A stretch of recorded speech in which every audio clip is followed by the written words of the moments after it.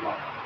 Kasi, noong mga nakaraang linggo ay nainit na pinag-usapan ko yung hiraman, nakawal, na masakit pakinggan actually ng mga jokes. Ito ba ay nangyayari sa iyo? Yes. Madalas, minsan nga po yung mismo yung joke mo, harapan mismo ginagawa.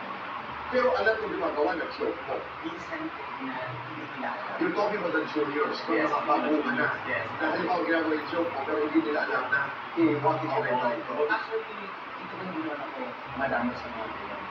Pag naiinit, patungo. Pero pag di ba, kung gumawa ka ng joke, kung manggagaya ka ng joke, bigyan mo ng hustisya. Pag hindi mo nagbigyan ng hustisya, mas magagalit kami. Which is, ayaw namin yan. Diba, Nix? Yung may mga ganun eh. May harapan talaga eh. Nangyayari, ako, na-experience ko din yun. Parang gagawin ko yung iba.